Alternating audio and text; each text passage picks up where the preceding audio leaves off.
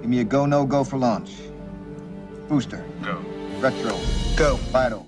Hello everyone and welcome back to our channel. After a successful 2020 blasting rockets such as the Falcon 9, Big Heavy and Starlink, SpaceX is a firm that continues to grab public's interest. The company no doubt plans to continue its outstanding success into the year 2021. Elon Musk's rocket company SpaceX has been working on a launch pad in South Texas since 2014 to make all of these accomplishments possible. In this video, we'll take a peek inside the incredible SpaceX headquarters, which is bringing Elon Musk's vision and public live stream to life, as well as an inside look at the operations and systems that are producing modern-day history and how man and machine are collaborating to produce absolute magic. SpaceX began quietly purchasing properties in Boca Chica, Texas in June 2012, a lonely, rocky and sleepy coastal hamlet in the state's southernmost region. Elon Musk's company received federal, state and municipal government approval 2 years later to create what he said would be the world's first commercial spaceport. As soon as you walk into the facility, you understand the enormity of the task at hand. The headquarters spans over 300,000 square feet and contains one of the largest crop sections in the vicinity. There is no wasted space in the building because every aspect of it has been optimized. Aerial images of the manufacturing site, taken just a few years ago, demonstrate how quickly the plant has grown, with the speed aided by the fact that the buildings pictured aren't buildings. Some of Elon Musk's major concerns about scaling up Tesla were alleviated when he learned how quickly and cheaply capacity could be boosted simply by erecting large tents to screen in production. The segment manufacturing tents number 1 and number 2 are the most essential and largest tents on the Boca Chica production facility. The stainless steel rings that make up the majority of the visible fuselage, as well as the internal bulkhead domes, are assembled there. Another nearby long tent with an onion-shaped end is used to assemble the rocket nose cones and rests on 2 layers of drinking containers. According to reports, Starship components will frequently have traveled through another structure on site called the hydraulic press workshop tent for arriving at those vast manufacturing tents. Inside, specialists bend the stainless steel 301 or 304 plates that were delivered to create the crucial fuel tank domes. Water cutting is said to be the method used to trim the steel here, which has its own set of issues. Since Storm Beulah flooded Boca Chica in 1967, the town has been without reliable flowing water. As a result, SpaceX has built its water tanks on site, one of which is a humorous upcycle of the SN2 prototype rocket, which was deactivated many years ago. The propulsion building is where the Starship's Raptor engines, pipes and plumbing, as well as the engines themselves, are assembled and tested. Another structure, ground manufacturing, referred to by SpaceX, constructs mission components that are intended to remain on the ground. The 3 vertical construction bays, which shield the vertical assembly of rockets, are the tallest structures on the site. The smallest, known as Low Bay, or lovingly referred to as Iron Henge by longtime Boca Chica observers, were designed as a windbreaker for the early Mk1 prototype and is now rarely utilized. The Mid Bay, which used to be the tallest bay, may now house 2 prototypes for stacking before being moved to the High Bay. At 80 meters tall, the current High Bay dominates the skyline and is where all finished prototypes are currently rolled out. All of the software and computer networks required to communicate and operate the rockets are housed in the Mission Control building. When traveling into space, one of the most critical aspects of spaceflight is ensuring that software programmers conduct thousands of AI simulations every day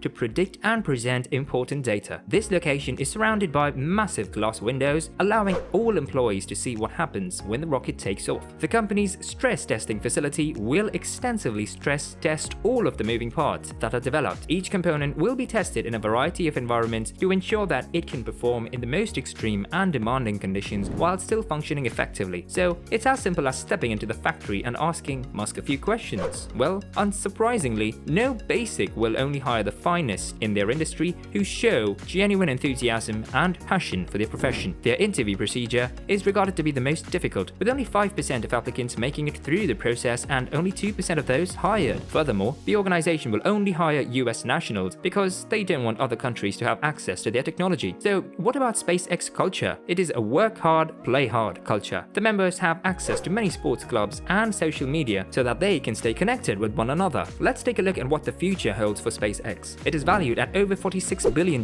with 15 commercial missions and average revenue of $80 million per launch. The company wants to establish new offices not just on Earth but also on Mars and the Moon. These structures will be stunning and will most likely be able to support human life in space's harsh environments. So there you have it, another video from us. If you have enjoyed this video, please like it, subscribe to it, and leave a comment in the space below.